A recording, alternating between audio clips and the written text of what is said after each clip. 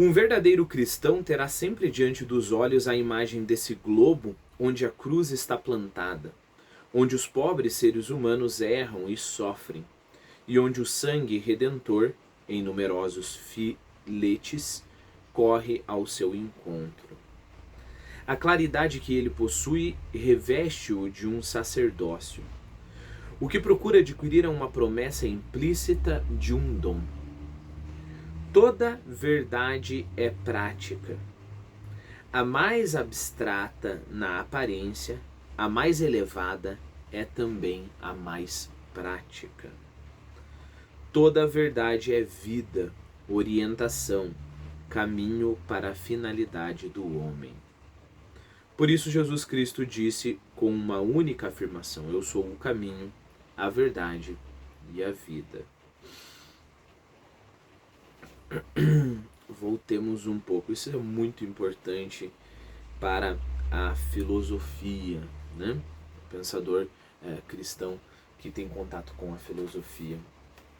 Basicamente, uma pergunta que você pode se fazer é: por que você quer saber isso?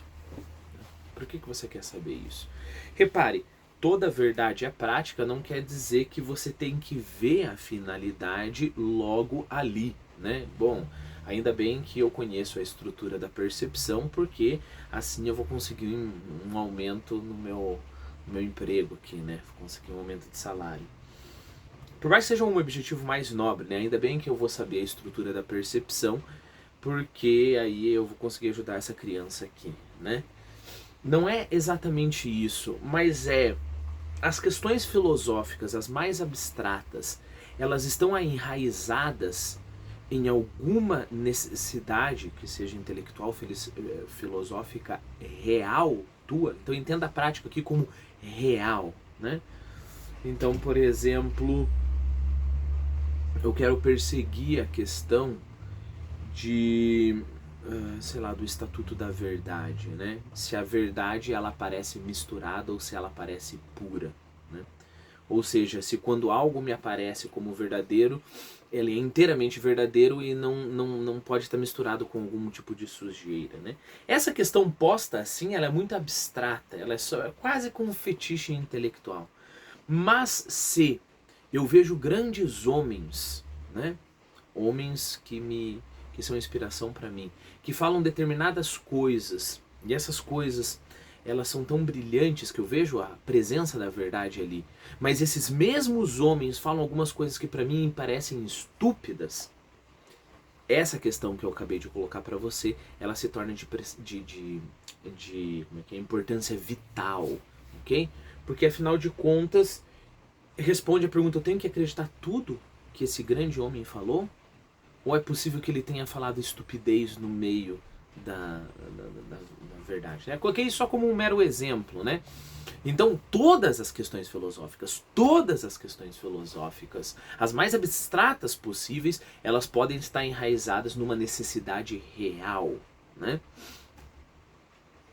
Por exemplo, como a imaginação do homem trabalha, né? Como que a nossa imaginação trabalha? O que é imaginação responsável e imaginação irresponsável? Novamente, é uma questão mais ou menos abstrata, mas a partir do momento que eu vejo que tem alguns pensamentos em mim, e aí eu volto com essa ideia de a questão real, a questão aplicada, a questão que está aqui. A partir do momento que eu vejo alguns pensamentos em mim e eu noto que algumas coisas que eu imagino elas são mais belas, mais fortes e outras mais fracas. A questão, a partir do momento que eu noto isso em mim, a questão de descobrir o que é a imaginação se torna algo novamente real, pautado na realidade. Então perceba, toda verdade é prática, né? Toda questão filosófica que você vai perseguir porque você quer responder uma pergunta real para você. Você quer responder algo que te atrapalha. Ou seja, é prática nesse sentido. Você simplesmente quer parar de se sentir mal. Percebeu? Você simplesmente quer tirar alguma confusão que está na tua mente, que está te atrapalhando. E aí sim, a busca da verdade, ela é real, porque ela é prática. Caso contrário, novamente, é a pessoa que tem o fetiche de ter mestrado, doutorado, pós-doutorado em filosofia, pesquisar um monte de questões que para ele não faz sentido nenhum. O cara tá mais preocupado em produzir algum artigo, algum livro, para que ele continue, né, com o seu consumismo, capitalismo de diplomas, né? E aí ele olha para um cara que trabalha a vida inteira para adquirir bens, e ele olha como, esse não é um homem de conhecimento. Se você não tem respaldo nenhum para ficar procurando conhecimento, para ler livros, por exemplo, para buscar as questões filosóficas, você não é muito diferente de um cara que fica juntando dinheiro para comprar, trocar de carro todo ano. Não é muito diferente, não. Né? Novamente, toda verdade é prática. A mais abstrata na aparência, a mais elevada é também a mais prática. E aí eu não sei se você já teve esse tipo de experiência, você vai, persegue alguma questão, você entra nessa questão por causa de um desespero interior, você persegue a resposta para esta questão e essa resposta muda milagrosamente a sua vida, né? Porque simplesmente a verdade tem poder. A verdade tem poder. Toda verdade é vida, orientação, caminho para a finalidade do homem. Por isso Jesus Cristo disse com uma única afirmação: eu sou o caminho, a verdade e a vida. Coloquei uma notinha aqui. Então não existe um caminho a seguir, e daí além disso uma verdade para buscar, e além disso uma vida para viver nobremente, né? Jesus não é essas três coisas, né? Então é uma lista de três coisas, né? Jesus é uma só. Ou seja, a verdade é o caminho, que é a vida. Viver bem é já estar caminhando e aí já estar conhecendo. Conhecer é já estar indo, já está fazendo a ação. Né? Um homem de conhecimento é um homem de ação. Um homem de ação é um homem de conhecimento, desde que seja verdadeiro conhecimento e verdadeira ação. Né? Então, viver bem é caminhar e conhecer. Coloque esses três elementos em qualquer ordem e encontrará a verdade em todas. Né? Conhecer já é estar caminhando o que é viver bem. Viver bem já é conhecer o que é já estar caminhando. Né? Trabalhe sempre em espírito de serviço, como diz o Evangelho. Ouça o gênero humano fremir ao seu redor. Distinga estes ou aqueles indivíduos ou grupos de que conheceis a indigência. Descubra que pode arrancá-los da noite, enobrecê-los, o que, de perto ou de longe, salva-os. As únicas verdades santas são as verdades redentoras. E é tanto sobre nosso trabalho, como sobre tudo o mais que o apóstolo afirma. A vontade de Deus é que sejais santos. Isso está em 1 Tessalonicenses, capítulo 4, versículo 3. Mais uma vez, trabalhe sempre em espírito de serviço, como diz o Evangelho. Trabalhe sempre sabendo que o teu trabalho tem uma finalidade, sim. Né? Às vezes você tem o trabalho, você sabe que você tem que fazer o trabalho, você não consegue ver a finalidade, mas se esforce sempre para ver essa finalidade. Ouça o gênero humano fremir ao seu redor. Distinga estes ou aqueles indivíduos ou grupos de que conheceis a indigência. Descubra o que pode arrancá-los da noite, enobrecê-los, o que de perto ou de longe salvá-los, né? Descubra o que de perto ou de longe salvá-los. Deixa eu te dar um exemplo, sempre é muito bom fazer algo muito pessoal, né?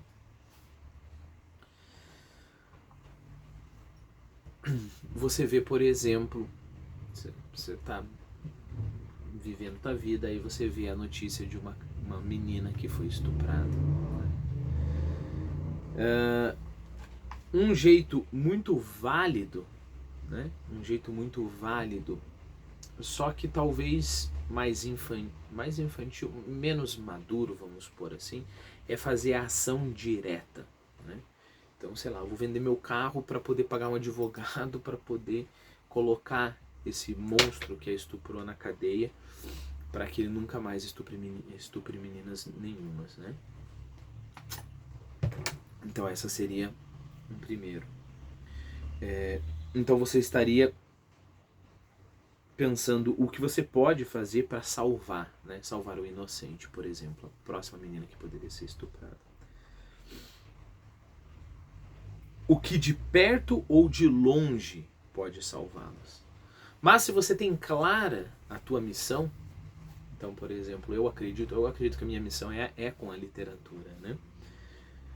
Eu sei que uma pessoa que lê literatura de verdade, ela vive mais. E eu sei que ao viver mais, ela vive de verdade, lendo de verdade, ela vive de verdade e ela tem experiência. E uma pessoa com experiência nunca vai fazer uma monstruosidade dessa, né? Ou as chances vão diminuir muito grandemente.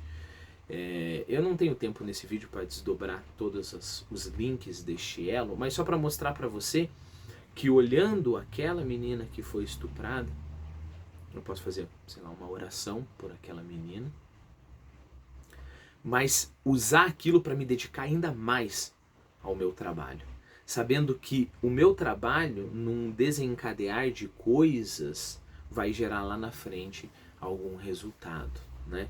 É reconhecer o meu trabalho. Então, deixa eu dar um outro exemplo, né? Tá para ser eleito um candidato, né, que defende uma crueldade dessa, como o aborto, né?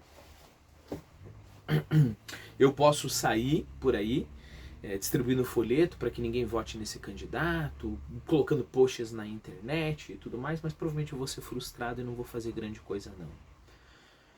Ou eu posso me mergulhar ainda mais na minha missão e saber que uma vez que a verdade é uma só, e uma vez que a vida prática e a vida de conhecimento elas estão juntas, desde que seja a verdadeira prática e o verdadeiro conhecimento, eu posso saber que eu vou estar, se eu fizer o meu trabalho muito bem, eu vou ser parte de um efeito em cascata que vai se juntar com diversas outras pessoas fazendo cada uma o trabalho delas, e lá na frente, né, as pessoas vão ter mais consciência, as pessoas vão ler, por exemplo, no meu caso, as pessoas vão ler literatura, as pessoas vão conseguir imaginar a vida, né, as pessoas vão ter uma imaginação robusta. Uma vez que elas têm imaginação robusta, ela consegue imaginar a crueldade que é matar um bebê.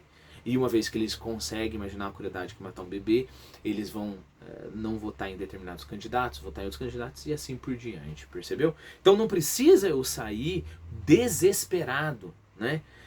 Ou tentando obrigar as pessoas a votar neste ou naquele candidato. Eu tenho que ter a confiança de que a verdade ela se desencadeia, né? Que a verdade ela se encaixa, né? Que a verdade é o plano de ação divino. Então eu tenho que fazer a verdade mais forte na minha vida para que as outras coisas sejam afetadas, né? Então não se trata de eu ser indiferente ao sofrimento, se trata de eu conhecer o meu lugar, né? Mas o meu lugar neste todo, okay? Que vai sim ter um efeito, Bom, e aí é claro, o cume desse pensamento, é você acreditar na providência divina. É acreditar que uma vez que você faz o que você realmente é, uma vez que você faz o que realmente você deveria estar fazendo, você faz a vontade de Deus. E uma vez que você faz a vontade de Deus, às vezes você não conhece o nexo lógico entre o que você está fazendo e todas as aflições da humanidade. Mas, algum lugar, por mínimo que seja, você tem neste plano divino, né?